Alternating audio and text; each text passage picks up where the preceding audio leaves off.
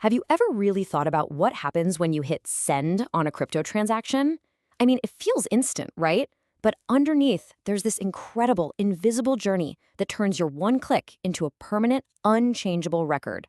So today, let's pull back the curtain and see exactly how the blockchain works its magic. I want you to picture this scene. It's a real-world example. A $20,000 deal is happening. The Bitcoin has left the wallet, but the supplier and Lagos, they won't release the goods. They're just waiting. Staring at the screen, waiting for something called 6 confirmations. You can kind of feel the tension, can't you? For a technology that's supposed to be the future of finance, this wait seems weird. And that right there is the big question we're going to unpack. If the money is gone from one wallet and it shows up in another, what on earth is everyone waiting for? The answer to this question, well, it gets to the very soul of what makes a blockchain so special, so secure, and so trustworthy. So here's how we're going to figure this out. First, we'll look at the core problem blockchains were built to solve. Then we'll follow a single transaction on its journey, step by step. We'll see how blocks are actually built, understand what makes them basically unbreakable, and finally, wrap it all up with why this entire process is such a game changer for the digital world. All right, so before we jump into the how, we really need to get a handle on the why. You see, blockchains weren't just invented to be this complex, cool tech. They were designed to solve one very specific, very massive problem with digital money. And that problem is called double spending. Think about it like this. If you have a digital photo or a song file, you can copy it and email it to 1 million people, right? That's easy. So what stops someone from doing the exact same thing with a digital dollar? For decades, this was the Achilles heel of digital cash. And preventing it, well, that's the whole reason this entire elaborate system even exists. Okay, so you've hit send. Now what? Your transaction doesn't just zap over to its destination. Nope. It kicks off this fascinating journey, getting broadcast across a massive global network of computers, all working together to verify it and eventually immortalize it. This whole journey has a few key stages. You can see it laid out here. It all starts with you, the initiation. Then it gets broadcast out to the whole network. From there, it gets verified, bundled into a new block, and finally it's sealed onto the chain, forever. Let's walk through what that actually means. So first, your wallet shouts your transaction out to this network of computers. We call them nodes. Some of these nodes are miners or validators, and their first job is super simple. Do you actually have the money you're trying to send? Once that's checked, your transaction gets tossed into a big pool with thousands of others, all waiting to be bundled into a new block. Then the whole network has to agree. They have to reach a consensus that this new block of transactions is legit. Only after that agreement is the block cryptographically changed to the one before it, becoming a permanent part of history.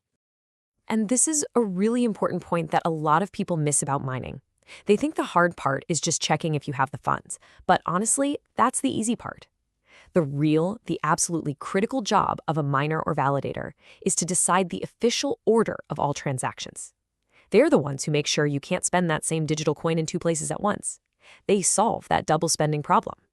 So how does this decentralized network with no one in charge decide who gets the power to create the next block and set that official order? Well, there are 2 main ways this happens. The classic method, called proof of work, and the newer, more energy-efficient method, proof of stake. This table lays out the differences perfectly. On one side, you have proof of work, which is what Bitcoin uses. Here, miners use raw computing power. We're talking expensive, specialized hardware and a ton of electricity. On the other side is proof of stake, which is what networks like Ethereum now use. Here, validators are chosen based on how many coins they're willing to stake or lock up as collateral. The big difference is, energy use is way, way lower, and the security comes from having skin in the game, not just from having the biggest computer. The best way to think of proof of work is like a massive, non-stop global contest. You have millions of computers all racing at the same time to solve this incredibly difficult math puzzle. The first one to find the answer gets to add the next block to the chain and gets a reward. It's that immense amount of energy and work spent by all the racers that makes the chain so secure. To go back and change something, you'd have to redo all that work. For all the blocks that came after, it's practically impossible. Now, proof of stake is a totally different game. It's less of a frantic race and more like a lottery. Instead of competing, validators are just randomly chosen to create the next block. The more coins you've staked as collateral, the more lottery tickets you basically have. But here's the clever part. If you get chosen and you try to cheat the system, say approve a fake transaction, the network can automatically punish you by destroying your staked coins. We call that slashing. It's a huge economic reason, to be honest. So, a block gets added and your transaction is officially in it. Great. But remember our trader in Legos? He's still waiting. Why? Because being in a block isn't actually the end of the story. Now we have to talk about the most important part, finality.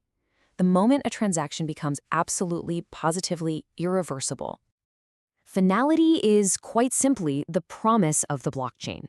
It's the digital equivalent of a contract getting notarized, filed away, and sealed in a vault forever. It's that point of no return. It guarantees that what happened, happened, and no one can ever change it. Without this guarantee, the whole system would just be a house of cards. So what about this number 6? Why was our trader waiting for 6 confirmations? Well, in the world of Bitcoin and proof of work, every new block built on top of the one with your transaction is called a confirmation. After about 6 blocks have been stacked on top, which takes roughly an hour, the chances of your transaction ever being reversed become so ridiculously small, so close to zero, that it's considered safe, final. And this brings us to 2 very different ideas of what final means. Bitcoin has what we call probabilistic finality. Think of it like writing something in pencil. With every new block, that pencil mark gets pressed down harder and becomes tougher to erase, but the chance of it being erased, no matter how tiny, is never truly zero. On the other hand, newer systems like Ethereum use deterministic finality. Once a big majority of validators vote on a block, that's it. It's instantly final. It's not written in pencil, it's carved in stone.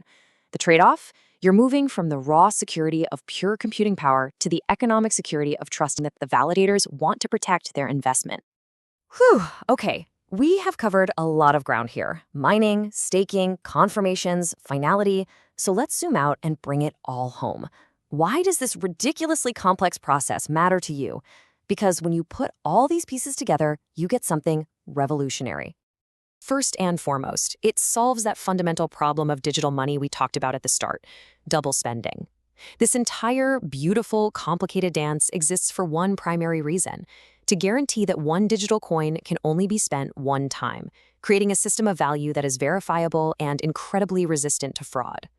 Second, and this is the part that really changes everything, it allows any 2 people, anywhere on the planet, to send value to each other with absolute certainty, and they don't need a bank, a credit card company, or any big institution in the middle to sign off on it.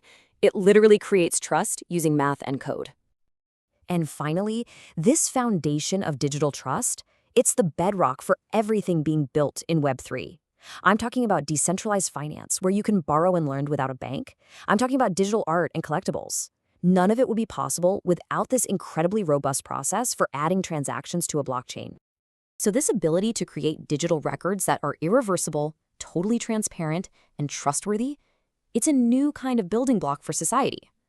The question really isn't if it works anymore. We know it does. The real question is, what are we, as a global community, going to build on top of this powerful new foundation?